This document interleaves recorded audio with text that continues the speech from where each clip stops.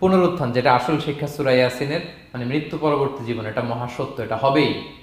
হ্যাঁ, লম্বা আয়াত, আমি শুধু মূল কথাটা বলি। আস ইবনে ওয়াইল মক্কায় রাসূল সাল্লাল্লাহু আলাইহি ওয়াসাল্লামের কাছে একটা মরা লাশের হাড্ডি, কঙ্কাল থেকে হাড্ডি এনে, এটা 100 বছর আগের হাড্ডি, এরকম হাত দিয়ে গুঁড়া করে এটা পাউডার হয়ে গেছে, রাসূল সাল্লাল্লাহু আলাইহি ওয়াসাল্লামের কাছে এসে ভেবে একটা ফু মারলো, ফু দেওয়ার সাথে সাথে এটা বাতাসে মিলে গেছে। তো বলতেছে, মুহাম্মদ, এই যে কঙ্কালের এই পাউডারটা, তুমি বলতেছো এইটারে আল্লাহ জীবিত করবে, এটারে রিকনস্ট্রাক্ট করবে, কি বলো তুমি? What are you talking about? এটাও সম্ভব? আল্লাহ এই কথাটা সূরা ইয়াসিনে তুলে ধরলেন, যে দারাবা লানা মাসালান ওয়া নাসিয়া খালকা ক্বালা মান ইউহিল ইযামা ওয়া হিয়া রামীম। এটারে কে আবার জীবিত করবে? এটা তো জীর্ণ শীর্ণ ধুলা বালু পাউডার হয়ে গিয়েছে। আল্লাহ বলেন, কুল, নবী আপনি ওয়াইলকে বলেন, ইউহিহাল্লাযী আনশাহা আউওয়ালা মাররা, ওই আল্লাহ সৃষ্টি করবেন যে এটারে প্রথমে বানাইছিলেন। এটার তো অস্তিত্ব ছিল না, অস্তিত্বহীন থেকে যখন আল্লাহ বানাইতে পারেন, এটা মরে যাওয়ার পরে তারে আল্লাহ আবারও বানাতে পারবেন, ঠিক কিনা বলেন? আচ্ছা বলেন, কোন জিনিস প্রথমে বানানো সহজ না দ্বিতীয়বার বানানো সহজ? দ্বিতীয়বার, তাই না? তো প্রথমেই যেহেতু আল্লাহ আমাদেরকে বানাই ফেলতে পারছে, মরে গেলে গলে গেলে পচে গেলে দ্বিতীয়বার বানানো কেন জন্য কঠিন হবে? কঠিন হলে তো প্রথমবার হওয়ার কথা ছিল, যেহেতু নমুনা ছিল না, আল্লাহর কাছে কোনো মডেল ডিজাইন ছিল যে এটার আলোকে এটা ছিল?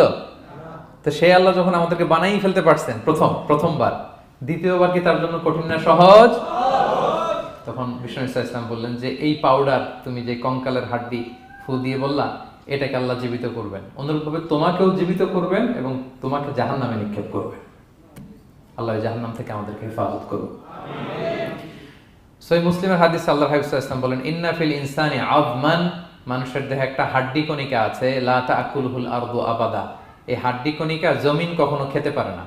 মানে আমাদেরকে কবর দিয়ে দিলে তো মাটি পুরো লাশটা খেয়ে ফেলে, 50-100 বছর পরে আর কিছুই থাকে না, আসলে আমাদের হাড়গোড়ও থাকে না, ওইটাও পাউডার হয়ে যায়, পোকামাকড় খেয়ে ভ্যানিশ।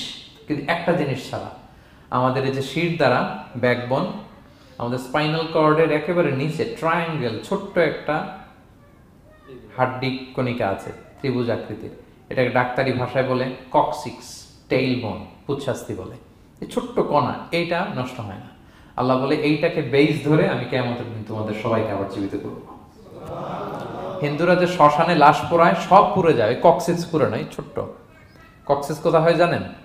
গরুর লেজটা যেখান থেকে শুরু হয় ওই জায়গায়, মানে আমাদের শিরদাঁড়ার একেবারে নিচের দিকে ছোট্ট একটা ট্রায়াঙ্গেল হাড্ডি কণিকা আছে, খুবই ছোট ট্রায়াঙ্গেল বোন পার্টিকেল, এটা থেকে আল্লাহ সৃষ্টি করবে। এটা বিমানের ব্ল্যাক বক্সের মতো, বিমান জ্বলে পুড়ে যায়, সাগরের নিচে গেল ব্ল্যাক বক্স কিছু হয় না, জানেন?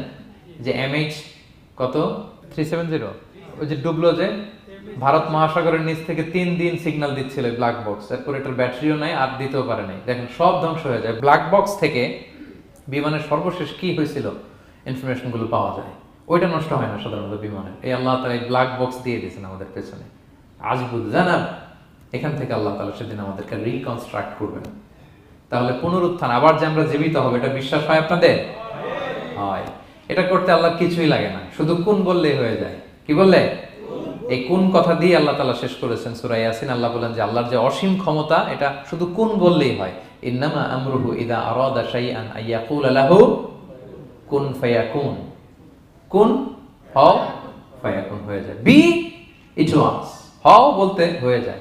তাই বলে কি আল্লাহ হও বলাটাও জরুরি না? তিনি হও বলারও মুখাপেক্ষী না। দুনিয়াতে আমাদের বোঝানোর জন্য তিনি বলছেন যে আমি কুন বললেই হয়ে যায়, ওনার কুনও বলা লাগে না, চিন্তা করা মাত্রই হয়ে যায়। ফাআলুল লিমা ইউরিদ, তিনি যা ইচ্ছা তাই করতে পারেন। সো সেই আল্লাহকে যেন আমরা ডাকি, তার কাছে যেন আমরা ফরিয়াদ করি, আমাদের মনের আকুতি, চাহিদা, প্রার্থনা তার কাছে যেন আমরা নিবেদন করে পেশ করি। আল্লাহ তাআলা আমাদের সবাইকে কথাগুলো বোঝার ও আমল করার তৌফিক দান করুন।